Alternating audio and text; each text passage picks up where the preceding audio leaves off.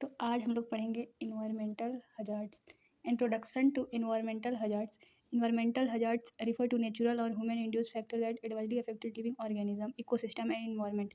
These hazards can disrupt ecological balance and threaten biodiversity, including human health, जैसे volcanic, forest fire, ये सबसे natural disaster होता है। उसी तरह इसका टाइप है type of environmental hazard, like natural hazards, anthropogenic man made.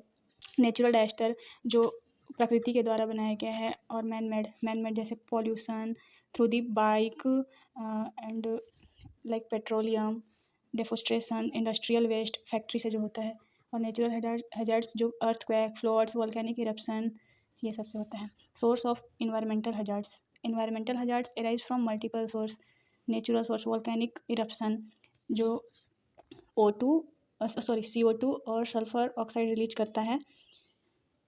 और फॉरेस्ट फायर, अगर जंगल वगैरह में आग लग जाए उसमें से कार्बन डाइऑक्साइड इंक्रीज होता है, पार्टिकुलर मैटर करता है। फ्लड्स एंड ड्रॉट्स, इकोसिस्टम को इम्बैलेंस कर देता है। फिर है anthropogenic source, industrial activity, emission of toxic gas जैसे sulphur oxide, nitrogen oxide, carbon monoxide, release heavy metal, lead, mercury, ये सबसे होता है। Environmental hazards agriculture activity, pesticide and fertilisers जो खेतों में कीड़े मारने के काम आते हैं। सॉयल एंड वाटर पोल्यूशन, इससे होता है। यूट्रोफिकेशन ऑफ वाटर बॉडीज़, जैसे मछली पानी में रहते हैं और पेस्टिसाइड ये सब वगैरह से उन लोग को वो लोग मर जाते हैं, इसी को कहते हैं नेचुरल हजार्ड्स। और मैन मेड हजार्ड्स भी ये है, urbanisation, waste generation, air and water pollution, deforestation, loss of biodiversity, increase CO2 levels, transportation, emission of greenhouse gases, air pollution, PM2.5, PM10। Climate change definition. Climate change का definition, climate change refer to long-term alternation in temperature, precipitation, and weather pattern mainly due to human activities. Causes of climate change: burning of fossil fuels, deforestation, industrial emission, agriculture activity। इस वजह से climate change हो सकता है। जैसे industrial waste होता है, factory से जो धुआं निकलते हैं उस वजह से एसिड रेन वगैरह होता है, उसी तरह क्लाइमेट चेंज हो जाता है। Agriculture activity, effect of climate change: rising global temperature, melting glacier and ice caps, sea level rise, extreme weather event, floods, loss of biodiversity, change in species distribution, impact on zoology, alternation in migration pattern, extinction of sensitive species, habitat destruction।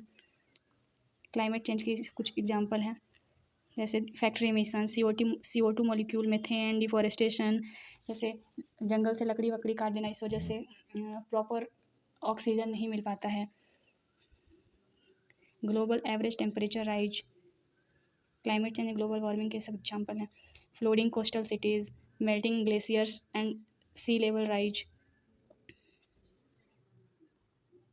Green house gases and global warming. Greenhouse effect, the greenhouse effect is a natural process where certain gases treat heat in the earth atmosphere maintaining a suitable temperature for life. Major greenhouse gases: carbon dioxide, methane, nitrous oxide, water vapour, chlorofluorocarbon, CFCs।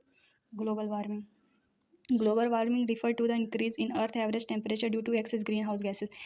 Green house gases अगर ज़्यादा हो जाए तो global warming refer करता है earth के average temperature को। Mechanism: solar radiation, inter earth atmosphere, earth emits infrared radiation, greenhouse gases trap heat, temperature increases. Consequence: climate change, ocean acidification, increased disease spread, और coral bleaching, acid rain. देखिए सबका example acid rain का, जैसे sulphur dioxide from industry, nitrogen oxide from vehicles. Acid rain is precipitation rain snow fog with low pH less than 5.6 due to dissolve acidic gases. Chemical reaction: sulphur dioxide water के साथ react करेगा तो H2SO4 बनेगा, और nitrous oxide H2O के साथ react करेगा तो नाइट्रिक एसिड बनेगा। इफेक्ट ऑन प्लांट पे लीफ को डैमेज करेगा। रेड्यूस फोटोसिंथेसिस को रिड्यूस करेगा, तो प्लांट तो ऐसे ही नहीं रहेंगे, क्योंकि फोटोसिंथेसिस के थ्रू प्लांट को खाना मिलता है, वो अपना खाना बनाते हैं। So reduce photosynthesis on aquatic life, lower pH, fish death. अगर pH लो हो जाएगा तो फिश का तो डेथ होना है ही। On soil nutrient leaching, on building corrosion of monuments, acid rain. Ozone layer depletion, ozone layer destruction, ozone a layer in the stratosphere that protect Earth from harmful ultraviolet radiation. Cause of ozone depletion, chlorofluorocarbon, halogens, nitrogen oxide mechanism. इसका mechanism है CFC release, chlorine radical, chlorine react with ozone, ozone break down into O2। ये इसका simplified reaction दिया हुआ है। और इसका effect है ह्यूमन पे, एनिमल पे, प्लांट पे और फिश मैरीन लाइफ।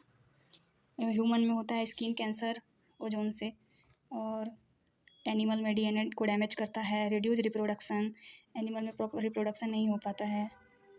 और प्लांट पे रिड्यूस क्रॉप यील्ड, जैसे फसल कम होंगे। और on marine life damage to phytoplankton. Control and prevention measure for climate change, use of renewable energy, afforestation, energy conservation for air pollution, use of cleaner fuels, emission control technology. Air pollution नहीं होंगे।